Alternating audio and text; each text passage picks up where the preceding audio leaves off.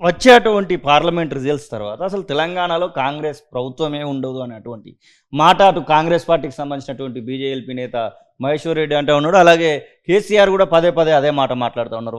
వాళ్ళకి కొట్లాటలు అవుతా అంటారు. నిజంగానే అట్లాంటి కొట్లాట్లకు ఆస్కారం ఏమైనా ఉందా కాంగ్రెస్ పార్టీలో? వీళ్ళంతా ఏదో మాట్లాడుతున్నారు,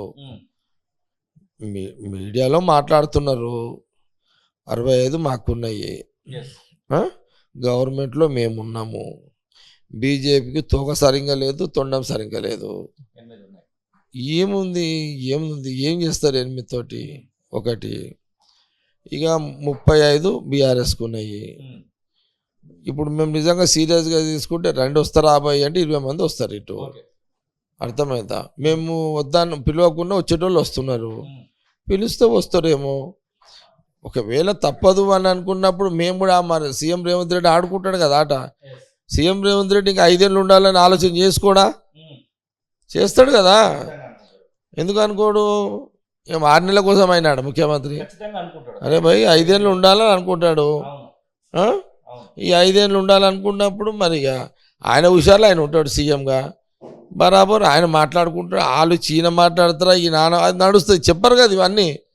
కాంగ్రెస్ పార్టీకి సంబంధించినటువంటి స్టార్ క్యాంపెయినర్స్ ఇప్పటి వరకు ఒక్కరు కూడా తెలంగాణ రాష్ట్రానికి రాలేదు. ఇక్కడ ఉన్నటువంటి వాళ్ళు మాత్రమే తిరుగుతూ ఉన్నారు. కానీ బీజేపీ వాళ్ళకి సంబంధించినటువంటి మాత్రం మొత్తం దేశవ్యాప్తంగా ఉన్నటువంటి ముఖ్యమంత్రుల లెవెల్లో, కేంద్ర మంత్రులు, అలాగే మోదీ, అమిత్ షా లాంటి వాళ్ళు కూడా పలుమార్లు వచ్చిపోయినటువంటి సందర్భం ఉంది. ఇక్కడికి సోనియా గాంధీ, రాహుల్ గాంధీ, ప్రియాంక గాంధీ ఎన్ని రోజులలో రావచ్చు అనుకుంటున్నారు? ఇంక 20 రోజులు మాత్రమే ప్రచారానికి సమయం ఉందిగా.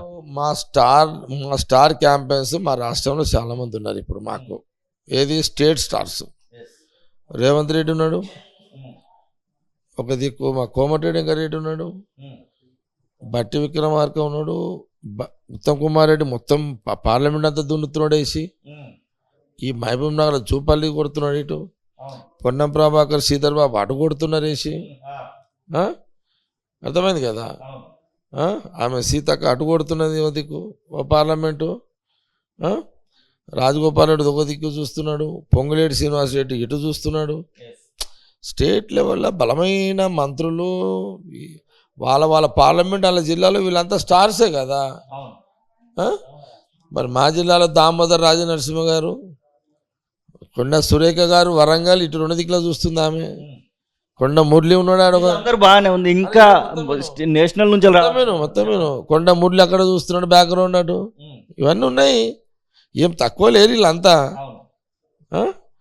ఇక నీకు కావాల్సి నేషనల్ లెవెల్లో తప్పకుండా ఆల్రెడీ సీఎం రేవంత్ రెడ్డి గారు అన్ని పార్లమెంట్లలో రాహుల్ గాంధీ గారిని కొన్ని ప్రాంతాల్లో ప్రియాంక గాంధీ గారిని తీసుకొచ్చే కార్యాచరణ జరుగుతున్నది. ఈ 25th తర్వాత ఏ పార్లమెంట్లో ఎక్కడెక్కడ రాహుల్ గాంధీ గారు, ఎక్కడెక్కడ ప్రియాంక గాంధీ గారు రావాలో అనే డేట్స్ కూడా వస్తాయి. నా తర్వాత ముఖ్యమంత్రి అయ్యేది వెంకటరెడ్డి అనేటువంటి ఒక జోష్యాన్ని ప్రస్తుత ముఖ్యమంత్రి రేవంత్ రెడ్డి మాట్లాడుతున్నారు. వెంకటరెడ్డికి ఖచ్చితంగా స్కోప్ ఉందని మీరు విశ్వసిస్తున్నారా? ఇప్పుడు అదొక ఇద్దరు, ఇప్పుడు ఎవరు మన రేవంత్ రెడ్డి గారు నిన్న ఆయనకి ఎంకరేజ్మెంట్ ఇస్తున్నాడు కదా. ఎవరికి? మీకు కదా మీసాలు తిప్పి ఎంకరేజ్మెంట్ ఇచ్చినాడు, అక్కడ ఎంకరేజ్మెంట్ అంటే అందరినీ చల్లబరుస్తున్నాడు అని అనుకోవచ్చా? మరి తప్పేముంది? ముఖ్యమంత్రి అందరితోటి కలిసి మెలిసి ఉండాలనుకోవడం మంచిది. ఇక్కడ మీసాలు దింపినా, అక్కడ సీఎం అన్నా, ఇంకేమన్నా ఈ కలుపుకొని పోయే తత్వము ఆయన అట్లా పోవడం మంచిదే కదా. ఆ లైన్లో చేస్తున్నాడు ఆయన. ముఖ్యమంత్రి పిసిసి ప్రెసిడెంట్, ఇంటికి పెద్ద మనిషి, అందరితోటి అందరు రండి అట్లా ఆయన స్టైల్ అయినా పోతున్నాడు. దాన్ని మనం ఏ తప్పు తీసుకోవాల్సిన అవసరం లేదు, ఏ తప్పు పట్టాల్సిన అవసరం. ఓవరాల్గా 17 నియోజకవర్గాలలో మీ అంచనా ప్రకారము ఎన్ని గెలవచ్చు అనుకుంటున్నారు? ఏ ప్రాంతాలలో బలహీనతలు కనబడతా ఉన్నాయి? ఏఐసి డైరెక్షన్ 14 గెలవాలి అనేది సీఎం రేవంత్ రెడ్డి గారికి ఇచ్చిన డైరెక్షను. రేవంత్ రెడ్డి గారు కూడా 14 మీద ట్రై చేస్తున్నాడు. అगर 14 మిస్ఫైర్ అయితే 12 లాస్ట్ 12 మిస్ఫైర్ అయితే 10 రావాలి. ఇది నేను అనుకుంటున్నా. దూరం కేసి బహుశా ఆ లైన్లో అతను పనిచేస్తుండేమో నేను అనుకుంటున్నా.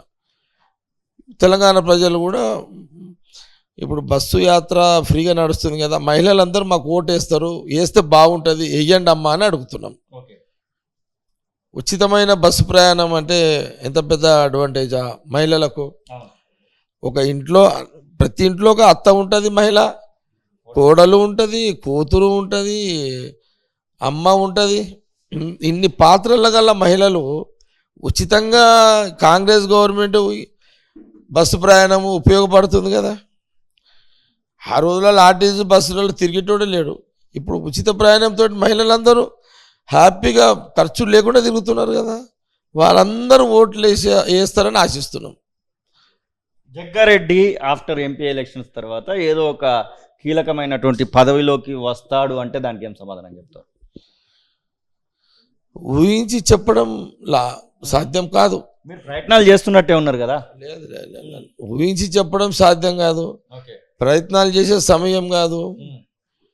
ఇప్పుడు జగ్గారెడ్డి ఉన్నాడు, జగ్గారెడ్డి దేవుడు కాదన్నాడు కదా.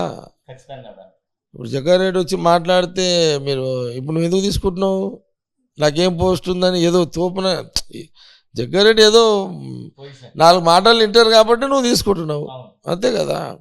పోస్టు ఉంటేనే కాదు కదా.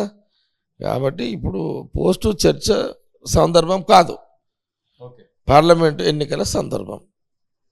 టైం డిసైడ్ చేస్తుంది, అధిష్టానం చూస్తుంది.